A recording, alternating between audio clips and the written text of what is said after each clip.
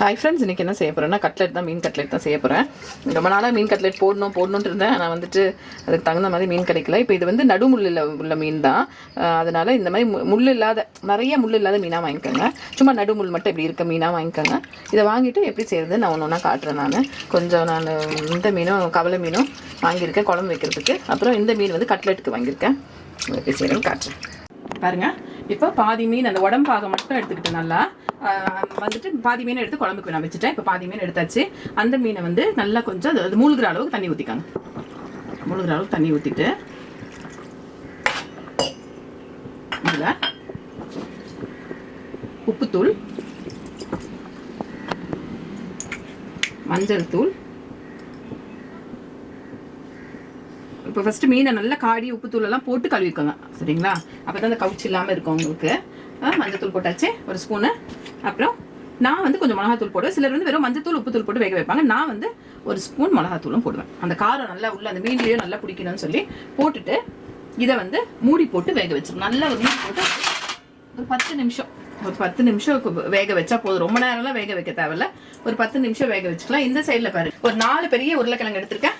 கொஞ்சம் தண்ணி ஊற்றி மூழ்கிற அளவுக்கு உப்பு போட்டு இதையும் வேக வச்சுக்கலாம். ஒரு 2 ஸ்டீம் விட்டிங்கன்னா போதும். வேக வச்சுட்டு காட்டுறோம் உங்களுக்கு.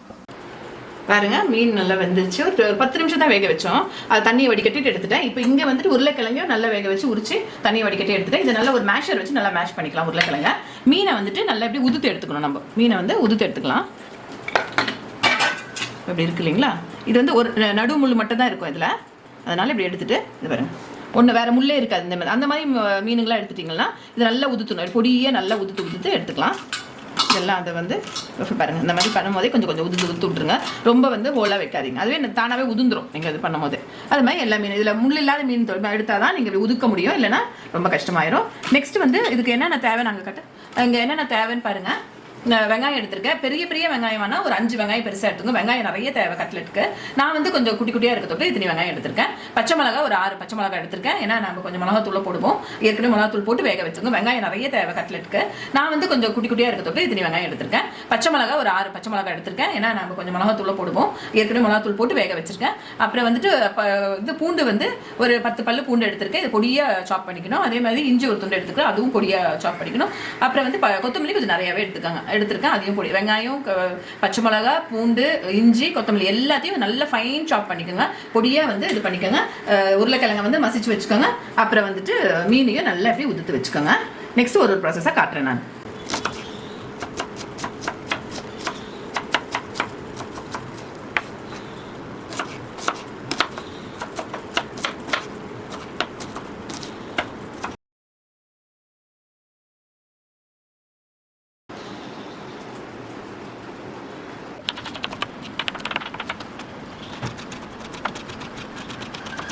பாருங்க, பாப்பா நல்லா வந்து மீனை வந்து நல்லா உதுத்து வச்சுட்டா. இதில் இருக்க அந்த முள்ளெல்லாம் தனியாக எடுத்தாச்சு. இது அந்த ஒரு முள் இருக்க மீன்களில் தான் நல்லா வரும். இப்போ நல்லா இந்த அளவுக்கு உதுத்து வச்சிடணும். வந்து நெக்ஸ்ட் வந்துட்டு இது எனக்கு வந்து இந்த கட்லெட்டை கற்றுக்கிட்டது எங்கள் மாமியார்கிட்ட தான் கற்றுக்கிட்டேன். அவங்க வந்துட்டு அவங்க எந்த வேலையும் அவங்க அவ்வளோ வேலையெல்லாம் செய்ய மாட்டாங்க. அந்த கட்லெட் மட்டும் நல்லா செய்வாங்க. வந்து இது ஏன்னா அவங்க ரொம்ப வந்து எங்கள் மாமியாரை வந்து எங்கள் மாமனார் வந்து அவ்வளோ நல்லா பார்த்துப்பாரு.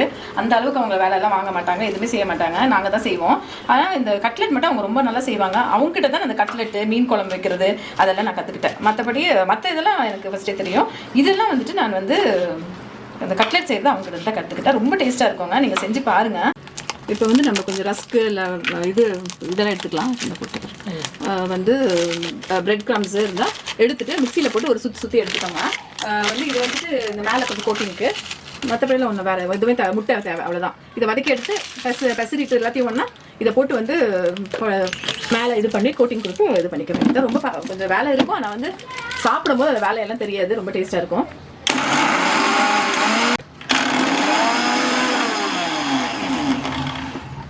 பாருங்க, இப்போ வந்துட்டு இந்த இதில் தான் இருக்கும்.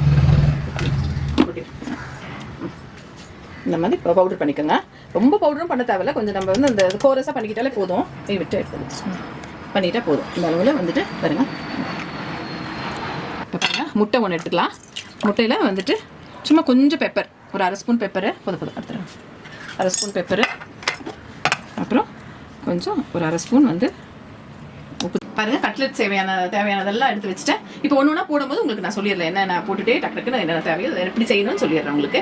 ஏற்கனவே நான் சொல்லியிருக்கேன் என்னென்ன போடணும்னு. பாருங்க ஸ்டவ் பற்ற வச்சுக்கலாம். எண்ணெய் வந்து ஒரு 5-6 ஸ்பூன் எண்ணெய் அளவுக்கு ஊற்றிக்கோங்க. நான் வந்து அப்படி டக்குன்னு ஊற்றிப்பேன் கையளவு. இப்போ பிகினர்ஸ்க்கெல்லாம் உங்களுக்கு வந்து ஒரு 5 ஸ்பூன் எண்ணெய் அளவுக்கு ஊற்றிக்கோங்க. இந்த வெங்காயம் நிறைய இருக்கு இல்லையா, கொஞ்சம் வதங்கிறதுக்கு நல்ல எண்ணெய் வந்து கொஞ்சம் சூடு ஏறினோடனே நம்ம ஃபர்ஸ்ட் வந்து வெங்காயம் போடக்கூடாது. இந்த பூண்டும் இஞ்சியும் சாப் பண்ணி வச்சிருக்கோம் இல்லையா, அதை ஃபர்ஸ்ட் நம்ம போட்டுக்கலாம்.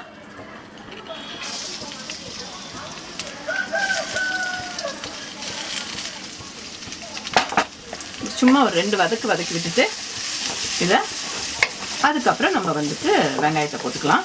எல்லாமே ரொம்ப வதங்க வேண்டாம், இதெல்லாம் ஆஃப் பாயிலாகவே இருக்கணும்.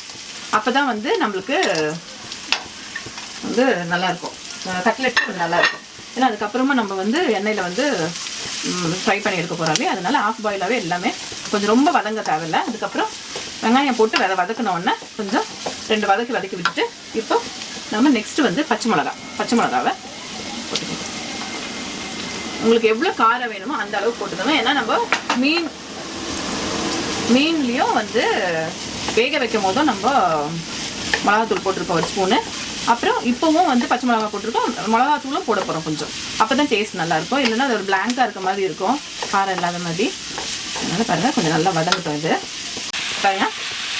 வெங்காயம் வதங்கவே நம்ம இப்போ மீன்லேயும் உப்பு போட்டு வேக வச்சுருக்கோம், உருளைக்கிழங்குலையும் உப்பு போட்டு வேக வச்சுருக்கோம். அதனால் பார்த்துட்டு எவ்வளோ தேவையோ அந்த அளவுக்கு வந்து உப்பு போட்டுக்கோங்க, ரொம்ப உப்பு போட்டுக்காதீங்க.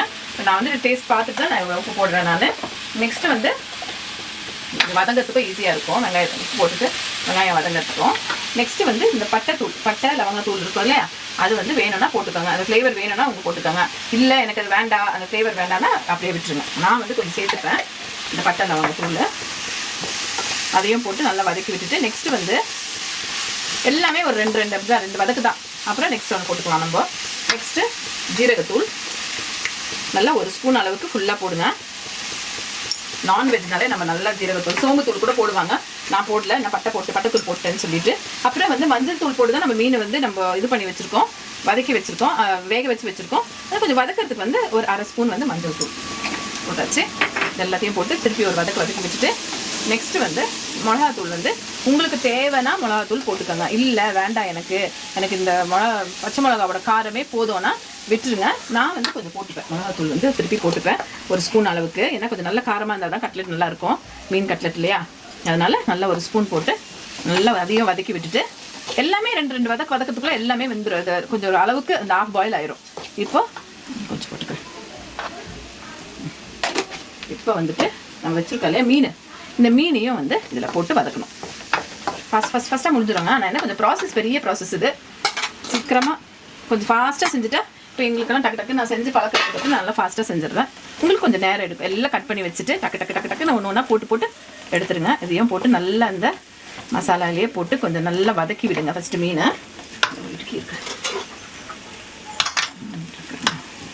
பிடிச்சிட்டா ஈஸியாக இருக்கும். இப்போ எல்லாமே இந்த மசாலா மீன் எல்லாமே நல்லா வந்து வதங்கி வரணும். தண்ணியே இருக்கக்கூடாது, எல்லாம் ட்ரையாக தான் இருக்கணும். மீனெல்லாம் நல்லா தண்ணி இல்லாமல் நல்லா ஊற்றி வச்சுக்கோங்க. இப்போ இந்த அளவுக்கு இந்த எண்ணெயிலேயே நல்லா கொஞ்சம் வதக்கி விடுங்க மீனை.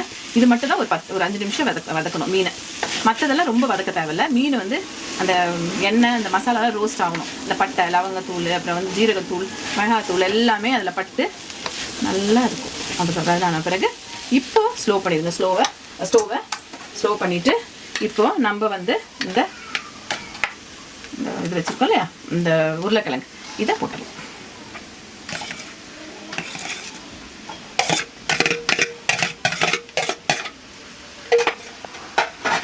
போட்டு வந்துட்டு பாருங்க பார்த்துக்கல.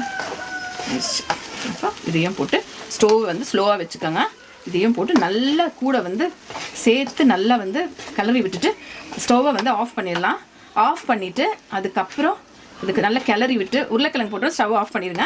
நல்லா இப்போ நல்லா இதை கிளறி விட்டு கொஞ்சம் சில்லுனா கை போட்டு நல்லா பெசரி விட்டுட்டு இதை கூட சேர்த்து இப்போ நம்ம கொத்தமல்லி வச்சுருக்கோம் இல்லையா, இந்த கொத்தமல்லியும் போட்டுக்கணும். கொத்தமல்லி நிறைய சேர்த்துக்கோங்க, அந்த ஃப்ளேவர் நல்லா இருக்கும் கட்லெட்டுக்கு.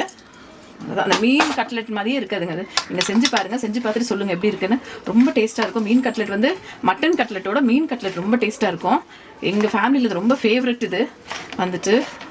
அதனால தான் இதை கொஞ்சம் வேலையாக இருந்தாலும் செஞ்சுருவோம். இப்போ வெளியே போய் வாங்கி நம்ம சாப்பிட்றதோட நம்ம வந்து வீட்டில் எப்படி செஞ்சால் ஒரு வெளியேனா ஒரு பீஸ் 2 பீஸ் சாப்பிடுவோம். வீட்டில் இப்போ நம்மளே செய்கிறதோட்டு ஒரு 10 பீஸ் ஒரு 8 பீஸ் கூட ஒருத்தர் சாப்பிடுவாங்க. எங்கள் வீட்டில் ரொம்ப பிடிக்கும் இதை கட்லெட்டு. இதை நீங்கள் என்ன செய்யலாம், நல்லா பண்ணிட்டு தேவையான அளவுக்கு கைப்படாமல் இப்போ இது போட்டு கிளறி விட்டுட்டு நீங்கள் வந்து நெக்ஸ்ட் வந்து இதை வந்து ஃப்ரிட்ஜில் வந்து ஒரு பாக்ஸில் போட்டு வச்சுட்டிங்கன்னா எப்போ திடீர்னு யாராவது வந்தால் கூட டக்குன்னு எடுத்து ஒரு 2 நாள் ஸ்டோர் பண்ணலாம். நம்ம இப்போ நல்ல மீன் ஃப்ரெஷ் மீனாக இருந்தால் ஒரு 2 நாள் ஸ்டோர் பண்ணலாம். இதை ஏன்னா உருளைக்கிழங்கு போட்டு கூட அதுக்கு மேலே ஸ்டோர் பண்ண முடியாது. ஒரு 2 நாள் ஸ்டோர் பண்ணி டக்குன்னு எடுத்து ஒரு கட்லெட் செஞ்சு கொடுத்துடலாம். இல்லை பசங்க ஈவினிங் வரும்போது கூட செஞ்சு கொடுத்துடலாம். பாருங்கள் இந்த பூர்ணம் ரெடி ஆயிடுச்சு. இதில் எப்படி நம்ம இப்போ கட்லெட் செய்யலான்னு காட்டுறேன் நான். உங்களுக்கு வேணும்னா எடுத்து ஸ்டோர் பண்ணி வச்சுக்கலாம். இப்போ நான் வந்து தேவை யூஸ் பண்ணிட போகிறேன்னு சொல்லி மொத்தத்தையும் அப்படியே வச்சுக்கிட்டேன் நான். இல்லைனா கொஞ்சம் எடுத்து ஸ்டோர் பண்ணி வச்சுக்கோங்க. உங்களுக்கு கட்லெட் எந்த அளவுக்கு வேணும், பெருசாக வேணுமா சின்னதாக வேணுமா உங்கள் இதில் போட்டுக்கோங்க. பாருங்கள் இப்படி எடுத்துகிட்டு இப்படி நல்லா வந்து பதத்தை வந்துச்சு நல்லா பிடிக்கிறதுக்கு நல்லா வரும். இந்த அளவுக்கு இப்படி அழுத்திக்கோங்க. அழுத்திட்டு நான் வந்து எப்போவுமே இந்த கட்டிங் போர்டு மேலே வைக்க மாட்டேன். ஏன்னா அது ரொம்ப பிசு பிசுன்னு ஆயிர போகுதுன்னு சொல்லி இந்த மாதிரி பண்ணிவிட்டு பாருங்கள் இந்த அளவுக்கு இப்படி பண்ணி வச்சுட்டு ஒரு தட்டு வச்சு இப்படி பண்ணிக்கோங்க. அப்போ தட்டை கழுவிக்கலாம் நம்ம. பாருங்கள் இப்படி ரோல் பண்ணிவிட்டு இந்த முட்டையில் இப்படி போட்டு நெக்ஸ்ட்டு ஒரு திருப்பு, அவ்வளோதான். நிறையாலாம் ரொம்ப நேரம் சோப் பண்ண தேவையில்ல. எடுத்து பிரெட் கம்ஸில் போட்டு முடிஞ்சிச்சு. எடுத்து இது வச்சிடலாம். இந்த கோட்டிங் கோசரம் தான் அது. திருப்பி இன்னொன்று செஞ்சு காட்டுறேன் பாருங்கள்.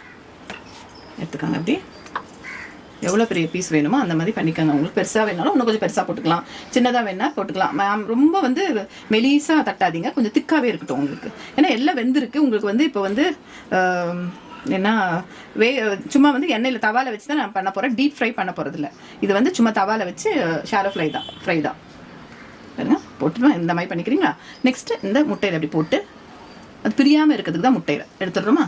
நெக்ஸ்ட்டு பிரெட் க்ரம்ஸில் போட்டுட்டு பிரெட் க்ரம்ஸ் மேலே போட்டு இதை வந்து அப்படி சும்மா அந்த கோட்டிங் கொடுத்து ரொம்பலாம் கொடுக்காதீங்க, தீஞ்சு போயிடும். அவ்வளோதான். இந்த மாதிரி செஞ்சு உருட்டி ரவுண்டாக பண்ணி வச்சுட்டு அதுக்கப்புறம் நம்ம ஃப்ரை பண்ண பாருங்க. இப்போ வந்து ஒரு தவா வச்சுக்கலாம். வந்துட்டு டீப் ஃப்ரை பண்ண போகிறதில்ல, ஷாலோ ஃப்ரை தான் பண்ண போகிறோம். இங்கே பாருங்கள் பாதியை நான் செஞ்சுட்டேன், பாதியை உருட்டி வச்சுட்டேன், இன்னும் பாதி இருக்குது. இதை ஃப்ரை பண்ண போட்டுட்டு நெக்ஸ்ட் வந்து பாதியை செஞ்சுக்கலான்னு எடுத்து இருக்குது அது ஓரமாக. இப்போ இந்த மாதிரி போட்டு முட்டையில் சோக் பண்ணி கொஞ்சம் பிரெட் க்ரம்ஸ் போட்டு இது மேலே வச்சாச்சு. இப்போ வந்து நம்ம ஒரு தவாவில் வந்து எண்ணெய் ஊற்றிக்கலாம்.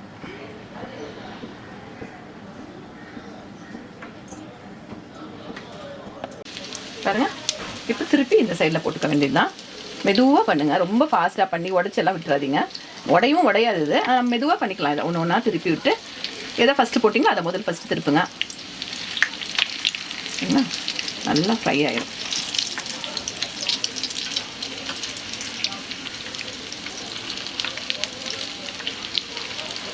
பொறுமையாக ஒன்று ஒன்றா திருப்பி போடுங்க. ஃபாஸ்ட்டாக திருப்பி போட்டு பிக்னர்ஸ் எல்லாம் மேலே தெரிச்சிக்காதீங்க எண்ணெயை. ஏன்னா பாப்பாவுக்கு சொல்லி கொடுக்குறது ஒன்று ஒன்றா இது பண்ணுறேன். கம்மியாக தான் இந்த விஷயம் செஞ்சுருக்கேன். ஏன்னா பையன் சாப்பிடாத தொட்டு நான்வெஜ் 40 days சாப்பிடாத தொட்டு கொஞ்சமாக தான் செஞ்சேன் நான் இந்த விஷயம்.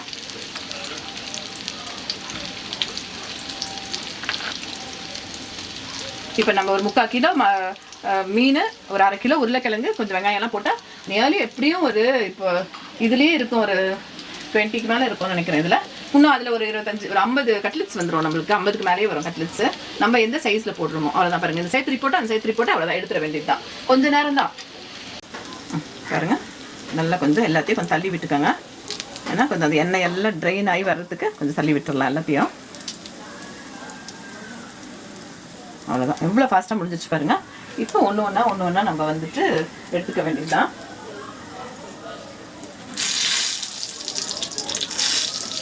நல்லா ட்ரெயின் பண்ணி பாருங்கள் எப்படி பைண்டாக இருக்குன்னு. எதுவுமே உதிராமல் வரணும்னா நம்ம வந்து முட்டை கூட கொஞ்சம் பிரெட் க்ரம்ஸ் போடணும். நல்லா அப்படி எண்ணெயை தள்ளி விட்டுட்டிங்கனாலே அது வந்து நல்லா இந்த எண்ணெயெல்லாம் ட்ரெயின் ஆயிரும். பிக்னஸ் எல்லாம் சேஃபாக செய்யுங்க. ரொம்ப ஃபாஸ்ட்டாக போட்டுட்டு மேலெல்லாம் இது பண்ணிக்காதீங்க. ஏன்னா நான் வந்து மோஸ்ட்லி இது பிக்னஸ்க்கு சொல்லி கொடுக்கணும் தான் இதெல்லாம் கற்றுக் கொடுத்துட்ருக்கேன் ஒன்று. ஏன்னா எல்லாருக்கும் மோஸ்ட்லி தெரியும். பிக்னஸ்னால் இப்போ தான் கற்றுக்க போகிறீங்க, எப்படி சேஃபாக செய்யணும் தான் சொல்லி கொடுத்து நெக்ஸ்ட் இது வந்து போடும்போது இதில் அந்த பிரெட் க்ரம்ஸ் அது கொஞ்சம்லாம் இருக்கும். அதெல்லாம் வந்து இப்போ மெதுவாக வச்சு எடுத்துருங்க. அதை எடுத்துட்டு அப்புறமா போடுங்க. ஸ்லோலியே இருக்கட்டும் ஸ்டோவை. பாருங்கள் எவ்வளோ இருக்குது பாருங்கள். அந்த இதெல்லாம் எடுத்துட்டிங்கன்னா தான் நெக்ஸ்ட்டு ஈடு போடும்போது உங்களுக்கு வந்து அந்த இந்த தீஞ்சதெல்லாம் இருக்காது, ஸ்லைட்டாக இருக்கும். எப்படி இருந்தாலும் நீங்கள் உங்களுக்கு வந்து இந்த தீஞ்ச இது இருக்கும். எவ்வளோ வருது பார்த்தீங்களா.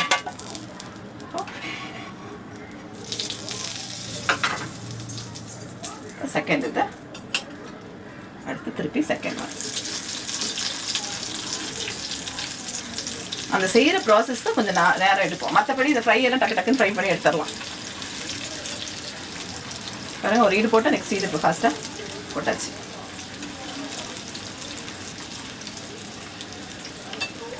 நீங்கள் நல்லா அந்த உருட்டி எல்லாம் வச்சுட்டு அதுக்கப்புறம் பொறுமையாக எடுத்து வெளியே போட்டுக்கலாம். இப்போ எண்ணெய் வேணும்னா இன்னும் கொஞ்சம் எண்ணெய் ஊற்றிக்கோங்க. ஏன்னா அந்த சைடெல்லாம் கொஞ்சம் நல்லா நம்மளுக்கு இதாகும். இப்போ ஸ்லோலியாக இருக்கட்டும். ப்ளேட் பண்ணி காட்டிடலாம். வீட்டில் செஞ்சு பசங்களுக்கு கொடுங்க. சேனலை பாருங்கள், சப்ஸ்கிரைப் பண்ணுங்கள், ஷேர் பண்ணுங்கள், லைக் பண்ணுங்கள். தேங்க்யூ.